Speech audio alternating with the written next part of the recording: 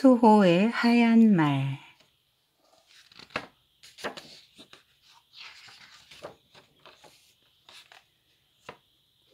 넓고 넓은 풀밭이 펼쳐진 초원의 나라 몽골은 중국 북쪽에 있는 나라입니다. 그 나라 사람들은 옛날부터 양소 말들을 기르며 살고 있었습니다. 몽골에는 마두금이라는 악기가 있습니다. 악기의 맨 위쪽이 말머리 모양을 하고 있기 때문에 마두금이라고 합니다. 그런데 어떻게 해서 이런 악기가 만들어졌을까요? 거기에는 이런 이야기가 숨어 있답니다. 옛날 몽골의 넓은 초원에 수호라는 가난한 양치기 소년이 살고 있었습니다. 수호는 늙은 할머니와 둘이서 외롭게 살고 있었습니다. 수호는 어른들보다 더 일을 잘했습니다. 날마다 아침 일찍 일어나 할머니를 도와 아침 밥상을 준비합니다. 그런 다음 수호는 20마리의 양을 이끌고 넓고 넓은 초원으로 달려갔습니다. 수호는 노래를 참 잘합니다. 다른 양치기 친구들이 부탁하면 곧잘 노래를 불렀습니다.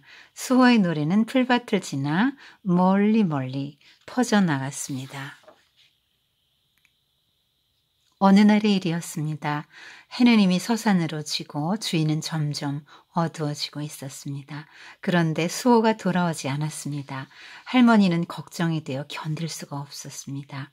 이웃에 살고 있는 양치기들도 어떻게 된 일인지 몰라 웅성거리기 시작하였습니다. 모두가 한참 걱정하고 있을 무렵이었습니다. 수호가 무언가 하얀 것을 안고 달려왔습니다. 모두 달려가서 보았습니다. 그것은 갓 태어난 하얀 망아지였습니다. 수호가 즐겁게 웃으며 모두에게 그 이유를 말하였습니다. 내가 돌아오는 길이 망아지를 발견했어요. 이 녀석이 땅바닥에 쓰러져 발버둥 치고 있었어요. 근처를 둘러보아도 주인은 없었어요. 그대로 팽개쳐 두면 밤에 늑대의 밥이 될지도 몰라서 이렇게 데리고 왔어요. 세월이 하루하루 흘러갔습니다. 수호는 정성껏 망아지를 돌보았습니다. 그래서 망아지는 훌륭하게 자랐습니다. 온 몸은 눈처럼 하얗고 야무지고 씩씩하였습니다. 누가 보아도 탐낼 그런 말이었습니다. 수호는 이 말이 귀여워서 어쩔 줄 몰라 했습니다. 어느 날 밤이었습니다. 깊은 잠을 자고 있던 수호가 번쩍 눈을 떴습니다. 말 울음소리와 떠들썩한 양들의 소리가 들려왔습니다. 수호는 벌떡 일어나 후다닥 밖으로 뛰어나갔습니다. 그리고 양 우리 쪽으로 달려갔습니다. 커다란 늑대가 양들에게 덤벼들고 있었습니다. 그리고 어린 하얀 말은 사나운 늑대 앞에 딱 버티고 서서 힘껏 가로막고 있었습니다. 수호는 늑대를 쫓아버리고 하얀 말 곁으로 다가갔습니다. 하얀 말은 땀으로 온몸이 축축하게 젖어 있었습니다. 꽤 오랫동안 혼자서 늑대와 싸우고 있었기 때문일 것입니다. 수호는 땀에 흠뻑 젖은 하얀 말의 등을 쓰다듬어 주었습니다. 그리고 마치 친동생에게 말하는 것처럼 속삭였습니다. 참 잘했어. 하얀 말아, 고마워. 정말 고마워. 세월은 하늘을 날아가듯 지나갔습니다. 어느 해 봄이었습니다. 넓은 초원으로 가는 곳마다 이런 소식이 전해졌습니다. 이 고장을 다스리고 있는 원님이 말타기 대회를 열어서 1등한 사람을 원님의 딸과 결혼시켜준다는 것이었습니다. 이 소식을 들은 양치기 친구들은 수호에게 나가보라고 하였습니다. 수호야, 하얀 말을 타고 꼭 말타기 대회에 나가봐. 그래서 수호는 이 세상에서 제일 사랑하는 하얀 말과 넓고 넓은 초원을 지나 말타기 대회가 열리는 마을로 달려갔습니다. 여기 원님이 있는 데인가 봐요. 이렇게 해서 가네요. 말타기 대회가 열리는 곳에는 구경꾼들이 구름처럼 모여 있었습니다. 단상에는 원님이 의젓하게 앉아 있었습니다. 말타기 대회가 시작되었습니다. 여러 곳에서 모여든 씩씩한 젊은이들이 모두 말채찍을 휘둘러 댔습니다. 말들은 하늘을 날 듯이 달립니다. 그러나 앞장서 달리는 것은 역시 하얀 말입니다. 수호 같은 하얀 말입니다. 저 하얀 말이 1등이다. 하얀 말 탄 사람을 데리고 오너라. 원님이 외쳤습니다. 그런데 데리고 온 젊은이를 보니 가난한 양치기가 아니겠어요? 그래서 원님은 사위를 삼겠다는 약속은 뭐라는 척하고 말하였습니다. 너에게 은화 3개를 주겠다. 그 하얀 말은 여기 두고 어서 돌아가도록 하라. 수호는 어이가 없어 정신없이 소리쳤습니다. 저는 말타기 대회에 왔습니다. 말을 팔러 오진 않았습니다. 무엇이라고? 보잘것없는 양치기 녀석이 감히 나한테 대드는 거냐? 저 녀석을 당장 때려눕혀라. 원님이 소리쳤습니다. 그러자 부하들이 모두 수호에게 덤벼들었습니다. 수호는 수많은 부하들에게 얻어맞고 발길에 차여 정신을 잃고 말았습니다. 원님은 하얀 말을 빼앗았습니다. 그리고 부하들을 데리고 거드름을 피우며 돌아갔습니다. 수호는 친구들의 도움을 받아 겨우 집까지 돌아올 수 있었습니다. 수호의 몸은 상처와 멍투성이었습니다. 할머니가 수호 곁에서 정성껏 간호해줘 며칠이 지나자 수호의 상처도 아물기 시작하였습니다. 그래도 하얀 말을 빼앗긴 슬픔은 없어지지 않았습니다. 하얀 말은 어떻게 하고 있을까? 수호는 그 생각만 하고 있었습니다. 그럼 하얀 말은 어떻게 되었을까요? 멋진 말을 손에 넣은 원님은 정말 기분이 좋았습니다. 그래서 많은 사람들에게 말을 자랑하고 싶어 참을 수가 없었습니다. 그런 어느 날 원님은 많은 손님을 불러 술잔치를 벌였습니다. 잔치가 한창일 때였습니다. 원님은 하얀 말을 많은 사람들에게 보여주려고 하였습니다. 부하들이 하얀 말을 끌고 왔습니다. 원님은 말 등에 올라탔습니다. 그때였습니다. 하얀 말이 사납게 펄쩍 뛰어올랐습니다. 하얀 말은 원님의 손에서 고삐를 뿌리쳐 떼어냈습니다. 그리고 술렁거리는 사람들 사이를 빠져나와 바람처럼 뛰어갔습니다. 원님은 일어나려고 몸부림치며 큰 소리로 외쳤습니다. 빨리 저 녀석을 잡아라! 못 잡게 됐거든 화를 쏘아 죽여버려라. 부하들은 활을 당겨 한꺼번에 화살을 쏘았습니다. 화살은 바람소리를 내며 날아갔습니다. 하얀 말 등에는 잇따라 화살이 꽂혔습니다. 그래도 하얀 말은 계속 달렸습니다. 그날 밤의 일입니다. 수호가 잠을 자려고 할 때였습니다. 갑자기 밖에서 이상한 소리가 들렸습니다. 수호가 누구야? 하고 물어도 대답이 없었습니다. 따그닥 따그닥 하는 소리만 계속되었습니다. 바로 그때 밖에 나갔던 할머니가 큰 소리를 질렀습니다. 하얀 말이다! 우리 하얀 말이다! 수호는 벌떡 일어나 뛰어갔습니다. 나가보니 정말 하얀 말이 거기에 있었습니다. 그러나 말의 몸에는 여러 개의 화살이 꽂혀 있었습니다. 그리고 땀이 폭포처럼 흘러내리고 있었습니다. 젊은 하얀 말은 심한 상처를 입었으면서도 달리고 또 달려서 자기가 제일 좋아하는 수호의 집으로 돌아온 것입니다. 수호는 이를 악물었습니다. 괴로움을 참으며 말에 꽂혀있는 화살을 뽑아냈습니다. 상처에서는 붉은 피가 뿜어져 나왔습니다. 하얀 말아, 내 사랑하는 하얀 말아, 제발 죽지 말아다오. 그러나 하얀 말은 너무나 지쳐 있었습니다. 숨결은 점점 가늘어지고 눈빛도 희미해져 갔습니다. 이튿날 하얀 말은 숨을 거두고 말았습니다.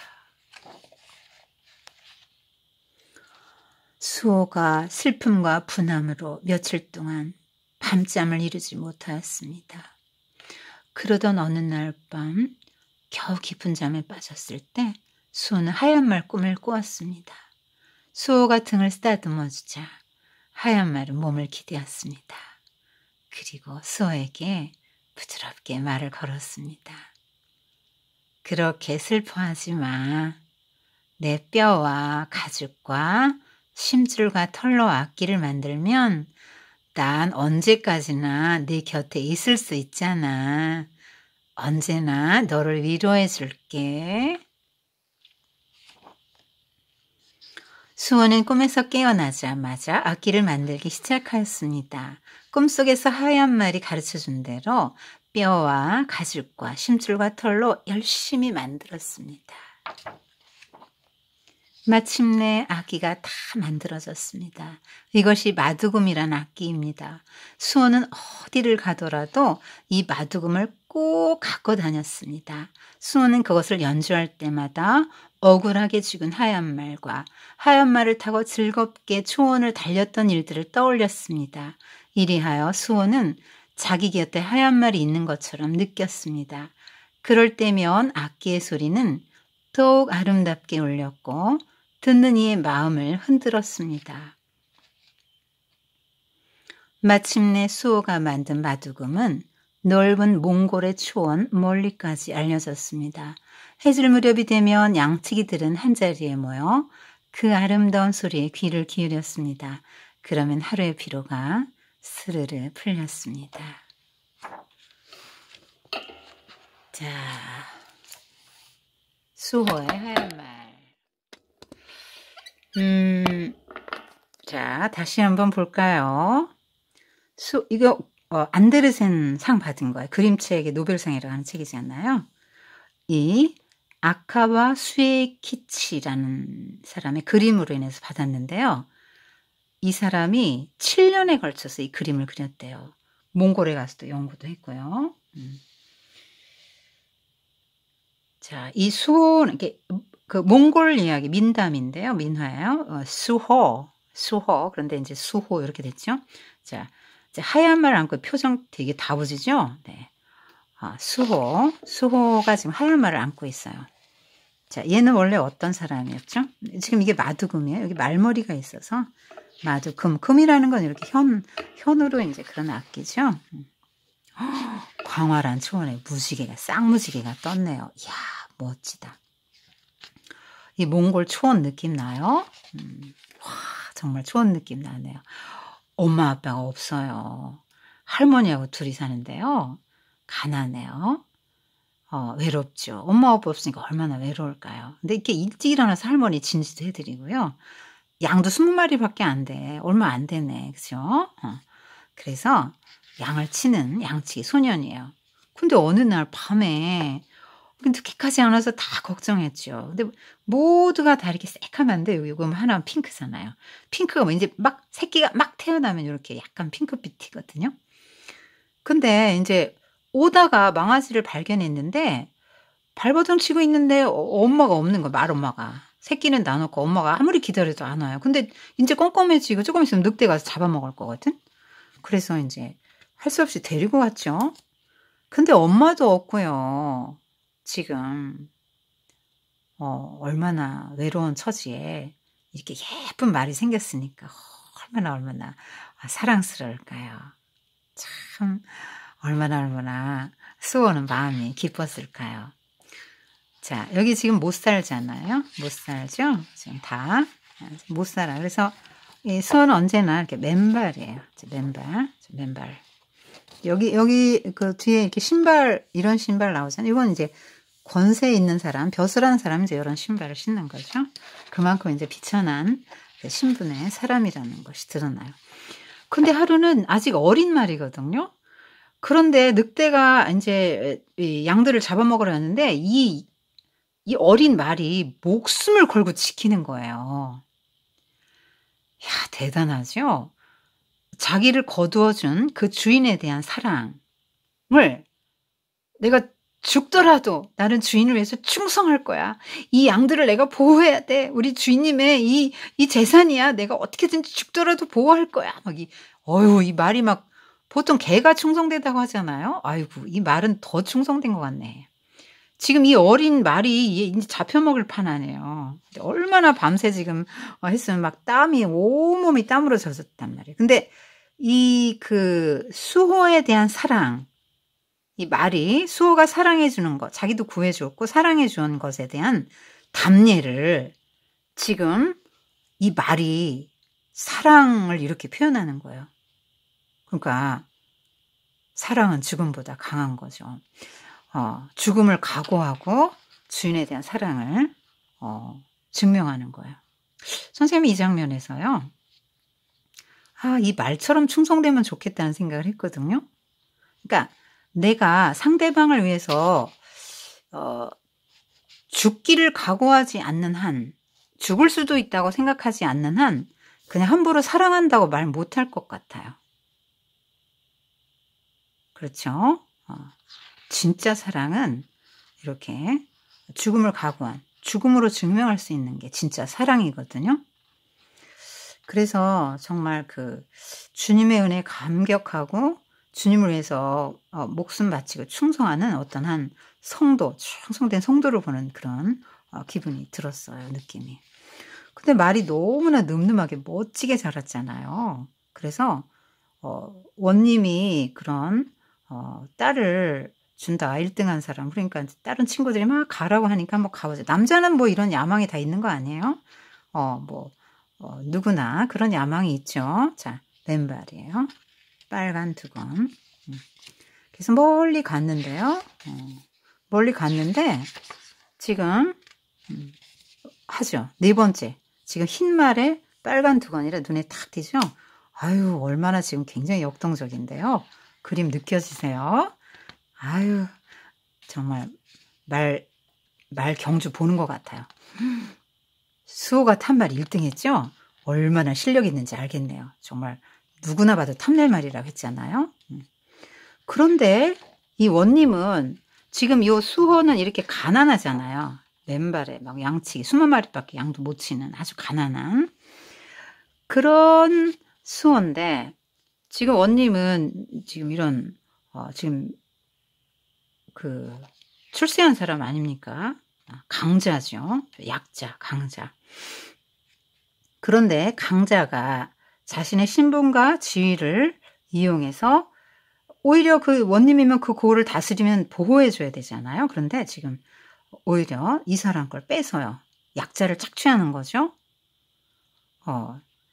이게 소위 이제 속된 말로 갑질이고요. 그 힘의 논리를 가지고 사는 거거든요. 성경에서 가인 계열, 라멕 계열, 니므롯 이런 계통의 그 사람들이죠. 힘의 논리로 약자를 착취하고 자기의 권세를 사용해서 약자를 착취하다 뿐입니까? 죽이기까지 하죠. 자, 이거는 하나님이 제일 싫어하는 거예요. 하나님의 나라의 원리는 서로 사랑하고 섬기는 거거든요. 근데 강자가 자신의 힘을 이용해서 이렇게 약자의 그 인권을 유린하고 이렇게 고통에 몰아넣는 거는 하나님이 제일 싫어하세요. 만약에 이 약자가 하나님, 저는 너무 억울해하고 부르짖으면 하나님이 친히 하늘의 법정을 여시고 친히 재판하고 벌 주십니다. 반드시 하나님은 그 행위를 심판하실 것입니다. 하나님의 마음이 슬프죠. 약자들이 부르짖으면. 그래서 강자는 하나님이 나에게 이런 지위도 주시고 힘도 주시고 물질도 주셨다 생각하고 그걸 가지고 약자들을 섬기고 보살피는 데 써야 해요. 그게 하나님의 나라의 원리예요. 그런데 오히려 자기가 더 많이 가지려고 그러고 욕심을 부리죠.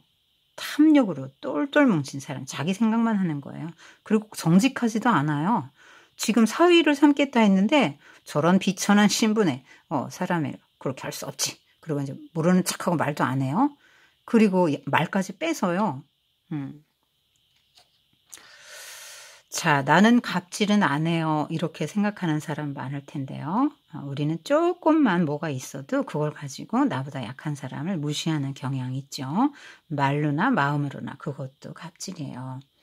얼마 전에 그 동티모린 아폴리 씨가 그 이주 노동자인데요. 그 가두리 양식장, 그 계야도에서 그 열악한 환경에서 일하고 임금도 착취하고 곰팡이가 가득한 방에서 막 재우고 이런 거 밥도 안 주고 초코파이 주고 209시간 일하도록 계약했는데 390시간 일하고 자기는 가두리 양식장에서 일하기로 했는데 섬에다 가둬놓고 또 뭐 배에다 가둬놓고 그렇게 그 선주가 그렇게 하는 것이 이제 알려졌죠. 그런 게 뭐예요? 그런 게 지금 이 원님의 삶의 양태죠. 자, 수는 정말 얼마나 억울했을까요? 정말 세상에서 너무너무 사랑하던 날이잖아요. 엄마, 아마 그런 생각이 들었어요. 아, 혹시 그 엄마 잃은 말을 보고 수호는 정말 어떤 그 자기처럼 동일시하지 않았을까. 자기도 엄마 없잖아요. 그래서 더 그냥 엄마의 마음으로 또 형의 마음으로 이 말을 돌봐줬을 것 같아요.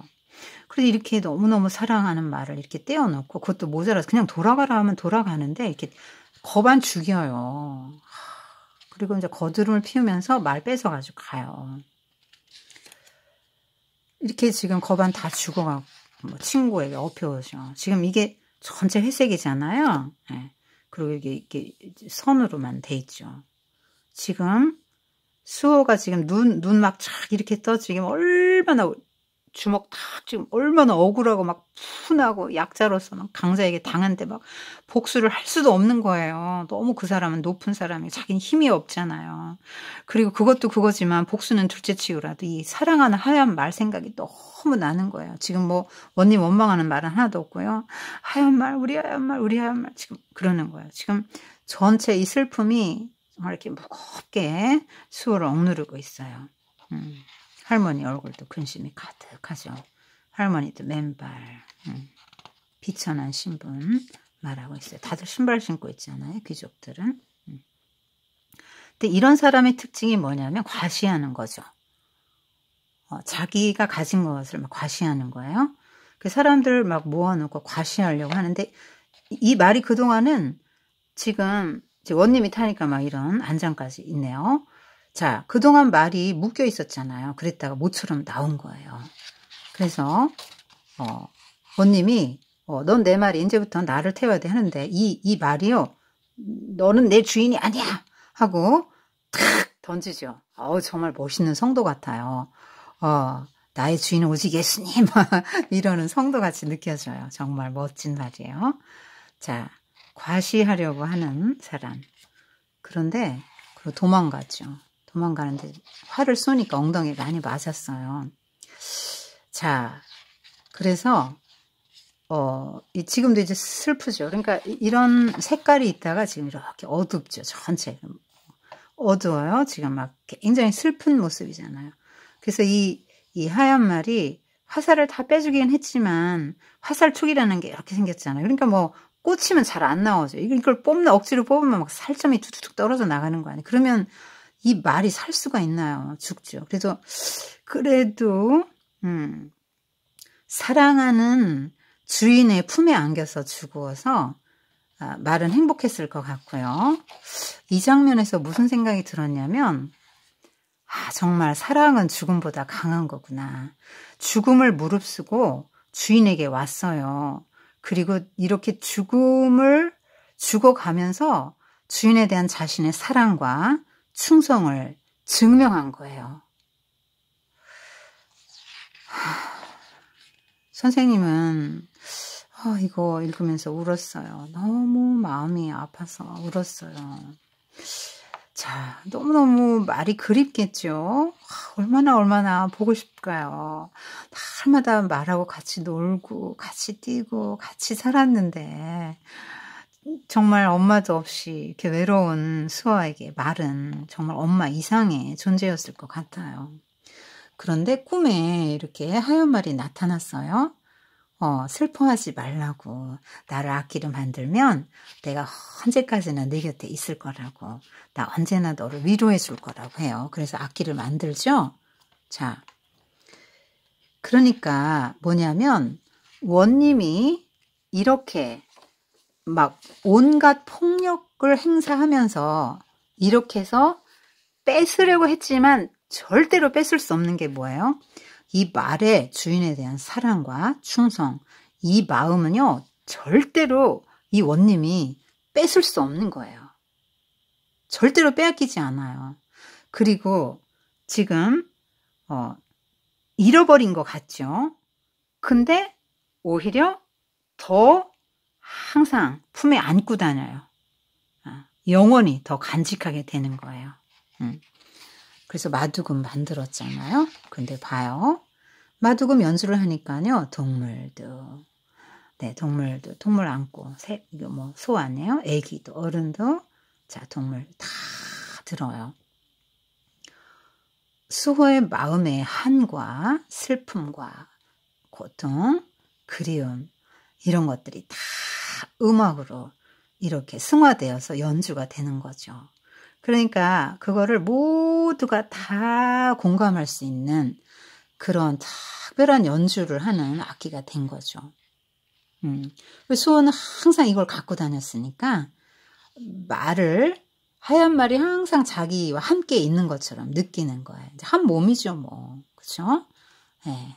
그러면서 지나간 추억하는 거죠. 하얀 말 타고 즐겁게 초원을 달리던 생각도 하고. 하얀 말을 그리워하면서 그런 상실한 그런 상실감, 슬픔, 외로움, 그리움, 또 원님에 대한 그런 마음, 정말 한스러운 마음 그런 것들을 다 음악으로 승화시키네요. 우리도 살아가면서 정말 뭐 이런 억울한 일도 당하고 슬픈 일 많이 당할 수 있는데요. 무언가는